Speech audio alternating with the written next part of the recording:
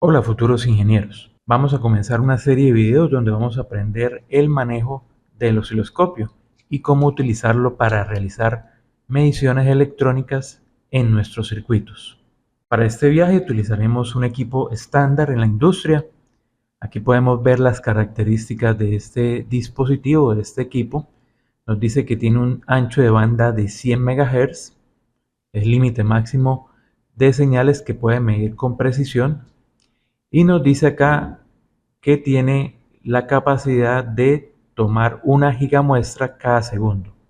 O sea, que es capaz de tomar 1000 millones de fotografías de la señal a la que le estamos haciendo la medición, procesarlas en su interior y reconstruirlas y representarlas acá en este display. Aunque el tutorial se va a basar en este equipo que tenemos acá al frente, las funciones con las que nosotros podemos medir voltaje, periodo, frecuencia, se pueden utilizar en cualquier tipo de osciloscopio. Lo único que va a variar es la disposición de las perillas, de los controles y de pronto de las funciones. Este es un osciloscopio de 2 canales, tiene canal 1, canal 2. También estos serían los terminales de entrada, el del canal 1, canal 2.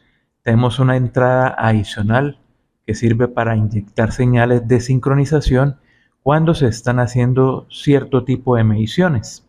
Adicional, ahí en la carátula de este equipo podemos ver varias características importantes.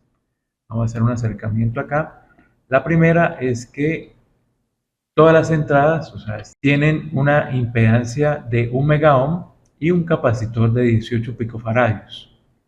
Ahí en pantalla le estoy dejando el circuito equivalente de cómo están conectadas internamente acá las entradas del osciloscopio. Y tenemos que mide 400 voltios máximo y que es un equipo categoría 1. Esa categoría nos indica en dónde podemos hacer mediciones de forma segura con nuestro equipo. Esa categoría pues también se aplica a los multímetros.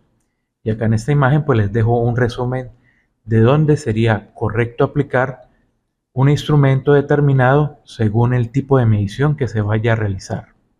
Para que las señales lleguen a nuestro osciloscopio, nosotros vamos a utilizar unas puntas de prueba, que es un cable coaxial donde en uno de sus extremos tenemos un conector tipo BNC macho. Acá tenemos un tornillo que es para realizar la compensación de la punta. Más adelante vamos a ver qué significa eso. Y también podemos ver que esta punta de osciloscopio viene también con un determinado ancho de banda, en este caso 100 MHz, y que tiene una atenuación por 10 o sin atenuación. También podemos ver que cuando se aplica una atenuación por 10, podemos utilizar o medir señales de hasta 600 voltios pico. Y en este caso la punta es categoría 2 y cumple con esta normativa. Se observan acá en el terminal de entrada del osciloscopio hay unas muescas. Esas mismas muescas deben ser alineadas acá en el conector BNC para que pueda entrar la punta de prueba en el osciloscopio. Muy importante, bueno, alinearlas de forma correcta. Es como si fueran a abrir la puerta de su casa. La llave entra de una sola forma. Si la ingresan de otra forma, pues dañan la cerradura. Es lo mismo. Entonces las alineamos, presionamos hacia atrás y giramos. Importante realizar ese giro acá agarrando o tomando el anillo metálico para que esta parte plástica no se vaya a soltar, se vaya a dañar la punta. Antes de medir cualquier señal, pues vamos a establecer las reglas de seguridad y puesta a tierra. Y la primera regla es que el osciloscopio no es un multímetro flotante. Está diseñado para entornos de categoría 1 en este caso. Otros osciloscopios pues serían categoría 2, eso depende de las características y del costo del mismo. Y que pues para evitar riesgos de descarga eléctrica o arruinar el equipo, el chasis del instrumento debe estar conectado a una tierra de seguridad a través de un cable de alimentación de 3 vías, como por ejemplo el que tenemos acá.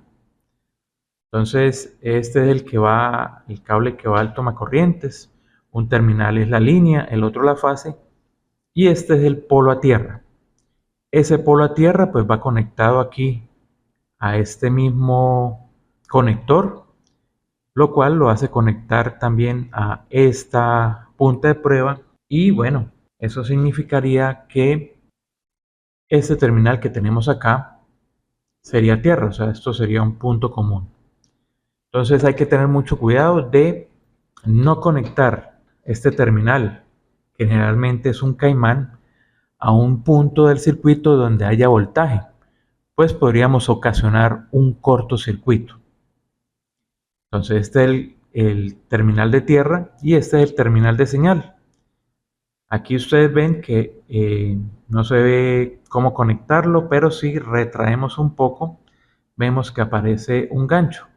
Ese gancho nos va a permitir engarzar el terminal de una resistencia, de un transistor o de otro dispositivo electrónico. Siempre recordar que debemos mantener los dedos acá en este punto para no hacer contacto con ninguna parte de nuestro circuito electrónico y que recibamos una descarga eléctrica. Lo otro también importante, para conectar y medir señales en un circuito, primero conectamos este terminal, el terminal de tierra, que va a servir de referencia, y luego conectamos esta otra punta. Y al terminar nuestras mediciones, primero retiramos esta y luego retiramos el caimán. Acá dentro de la sonda de prueba podemos ver que hay un control deslizante. Ahí está el control de atenuación. Acá sería la atenuación por 1 y la atenuación por 10. ¿Para qué se utiliza la atenuación por 10? Bueno, si vas a hacer la medición en un circuito que está energizado y no sabes qué voltajes arroja ese circuito, entonces debemos primero colocar una atenuación por 10, realizar la medición y si vemos que está, por ejemplo, por debajo de este voltaje máximo que tenemos acá en el panel del instrumento, pues podemos pasar a la atenuación por 1. Y les hablaba al principio que aquí había un destornillador que servía, un tornillo que servía para hacer la compensación de la punta de prueba. Aquí dentro está la red de resistencias, una resistencia que se coloca en serie para hacer la atenuación por 10. También hay capacitores, capacitor variable que es el que está conectado a este tornillo y nos va a permitir hacer la compensación de la punta de prueba. Resulta que a ciertas frecuencias esta resistencia de la punta de prueba y bueno, debido también a capacitancias parásitas que tiene la punta de prueba, pues forma un filtro pasabajos que, por ejemplo, cuando estamos midiendo señales cuadradas, tiende a deformarlas, como estamos viendo ahí en la figura.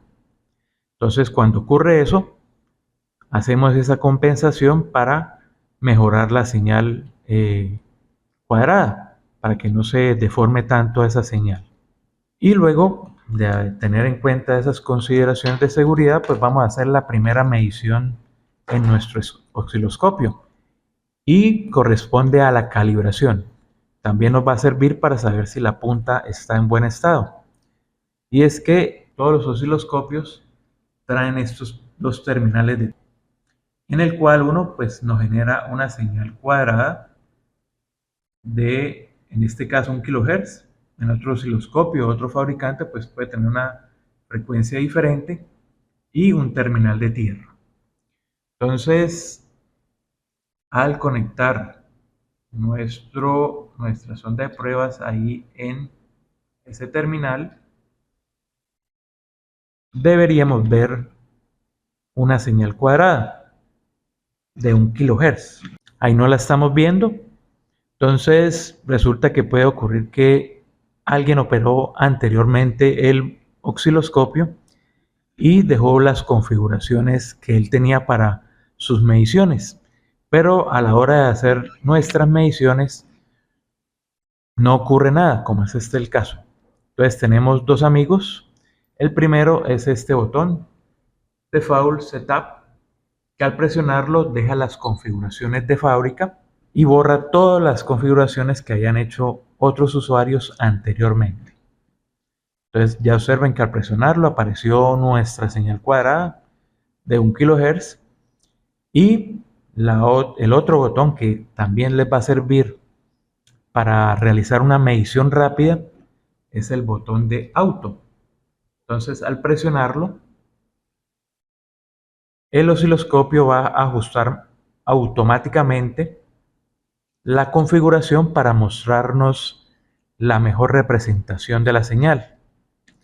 Además, pues en este modelo aparecen algunas mediciones, por ejemplo el voltaje pico a pico, el periodo, el voltaje promedio y la frecuencia. Y observen que al presionar ese botón de auto apareció este menú. Entonces ahí tenemos varias opciones. Aquí nos permite ver en la que está automáticamente, por defecto nos permite ver varios ciclos de la señal.